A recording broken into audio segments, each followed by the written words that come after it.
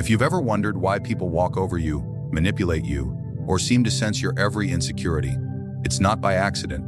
You are being studied. Your weaknesses speak louder than your words. And today, you'll learn to silence them before they make you prey in a world ruled by wolves. People think the enemy is out there, a loud, visible figure with a sword in hand or insults on their lips. But Machiavelli knew the truth. The real danger lies in what you reveal unconsciously. Every single day, you are studied. Not when you're strong, but when you're unaware of the signals you broadcast. And the most dangerous of these signals is your predictability. Predictability is not simply a habit, it is a map. A map that anyone can follow to control, corner, or conquer you. Think about your daily life. You wake up at the same hour, you speak with the same tone, you react the same way to criticism, to compliments, to pressure. You are consistent, but not in the way that earns respect. No, you're consistent in a way that allows others to anticipate your every move, to rehearse their manipulation of you before you even enter the room. A man who is predictable is a man who can be controlled, not because he is weak in strength, but because he is weak in mystery. Machiavelli, writing in the shadows of Florence's cunning political class, saw how powerful men fell not by scandal, not by rebellion, but by exposure. Their enemies knew what they would do, when they would do it, and how they would respond. They became readable. And what is readable becomes maneuverable. Let me show you what this looks like in your world. You're always kind, always agreeable. People start to realize you won't say no, so they ask for more. They demand. They manipulate. Why? Because you've trained them, you've taught them what to expect, and they exploit it. You walk into work same time every day, take your lunch at the same hour, and chat with the same people. You believe it shows discipline. But to an opportunist, to a strategist, it shows where the cracks in your armor are. They know where you'll be when you're most relaxed, when you're distracted. You've become a schedule, not a threat. In conversation, your opinions are predictable. They know if they push this button, you'll get defensive. If they give you that compliment, you'll open up. They know what stories make you excited. What topics make you insecure. You think they're connecting with you. But in reality, they are downloading data. This is the hidden war you didn't even know you were fighting. A war of perception.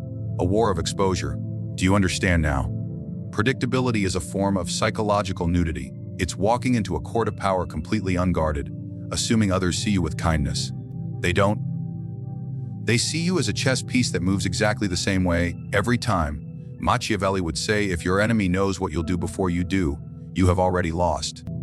The battle is decided before the first move is made, and in your case, your first move is the same move every time. What should a man of strategy become then? Untraceable, unexpectedly, unrateable. Guess whether you'll respond. Let them fear your silence more than your words. Change your rhythm. Skip a beat. Say less. Arrive early. Leave without notice. Smile when they expect anger. Stay quiet when they bait you to speak. Give them no pattern to work with, no lever to pull. A lion may be feared for its power, but a serpent is feared for its unpredictability. A Machiavellian mind understands that unpredictability is power disguised as confusion. When they cannot read you, they hesitate, and hesitation in the hands of your enemy is your greatest weapon. When you control how predictable you appear, you control the entire game. In the court, in the office, in every social interaction, you must ask yourself, am I becoming a routine, or am I becoming a mystery? Because once you become predictable, you are no longer a player. You are a pawn on someone else's board. People won't always say it out loud, but they begin to test you. Little moments, tiny provocations, a casual disrespect, a sly suggestion. They're watching how you respond, how you react if you react. And when they can guess correctly every time, they stop respecting you. Predictability doesn't just lead to being targeted. It leads to irrelevance. The moment they can finish your sentence, predict your decision, and know your next step, they've already placed you beneath them in the silent hierarchy that governs all human relationships.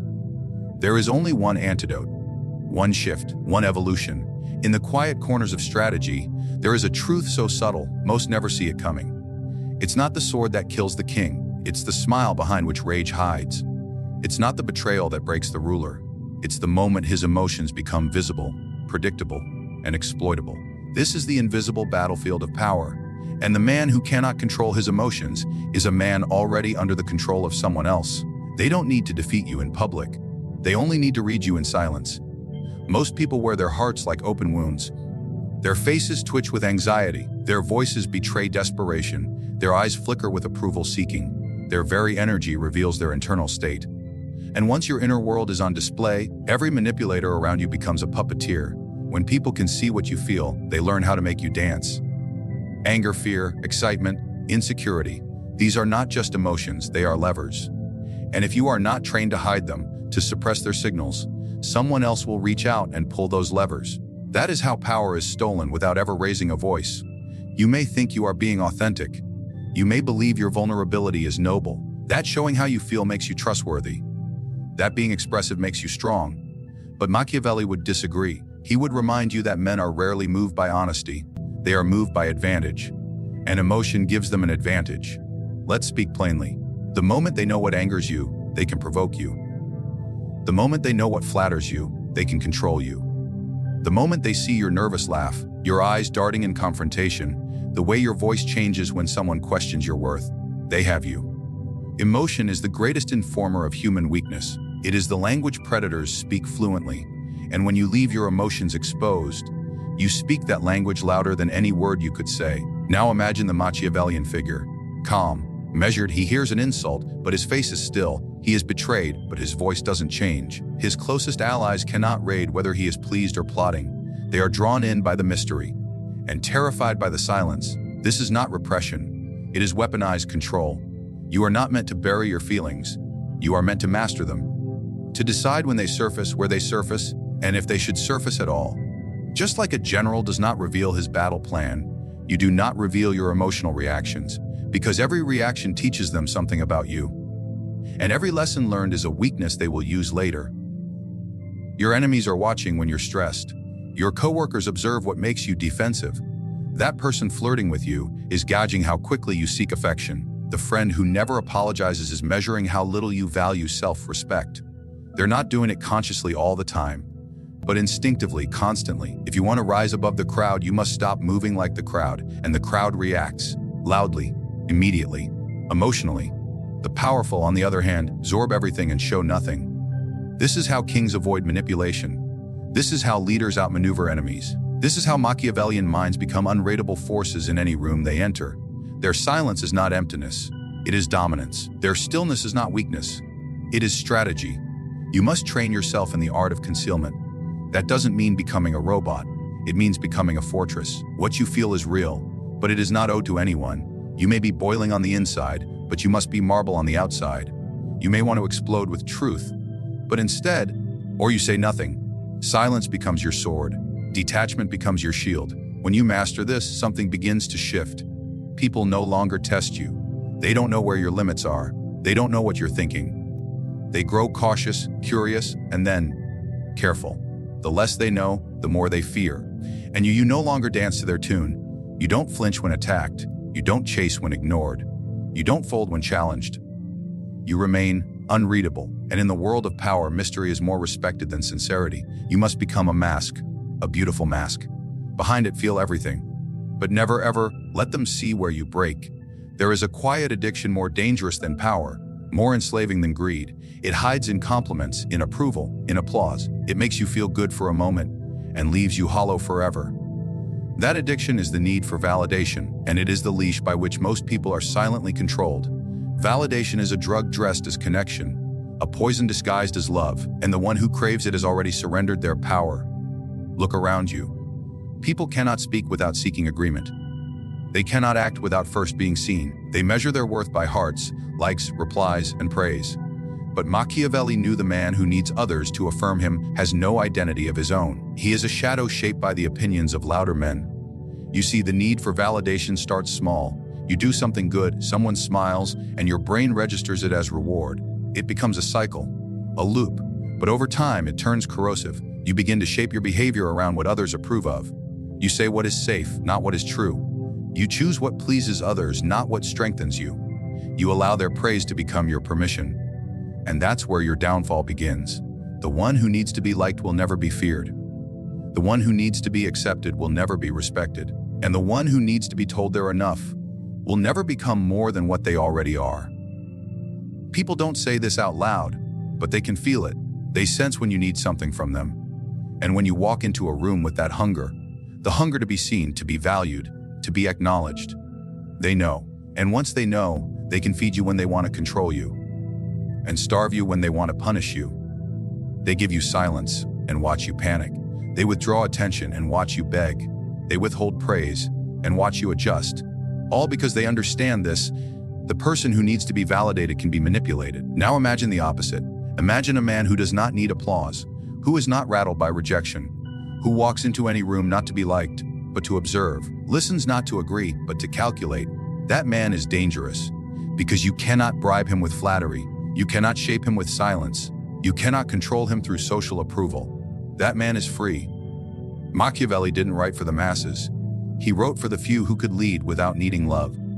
He wrote for the prince who did smile at praise and discard it, who could walk through the flames of public hatred and not flinch, because true power is not built on being liked.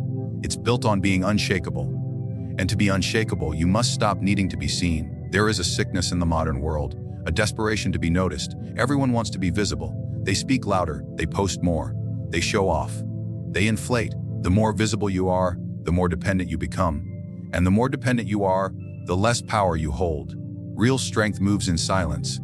It doesn't need to shout, need applause. It simply is. You must learn to validate yourself, not with affirmations, not with arrogance, but with action, with discipline. Internal standards so high that no one else's opinion could ever reach them. When you succeed, you nod quietly to yourself. When you fail, you adjust. You do not seek permission to rise. They will call you cold. Let them. They will say you've changed. Let them. Because the moment you stop needing them is the moment you stop being owned by them. Every manipulator relies on your need to be liked. Every abuser survives off your need to be accepted. Every liar gains power through your need to be believed. Break that need, and you break their grip. You begin to move differently. You say no without guilt. You speak truth without fear. You stand alone without flinching. And they notice. They all notice. The ones who used to toy with you now tread lightly. The ones who thought they could define you now fall silent. Because you've become immune. You no longer need their applause. You've replaced it with presence. You no longer need their permission. You've replaced it with purpose. And you no longer need to be told who you are. Because now you know.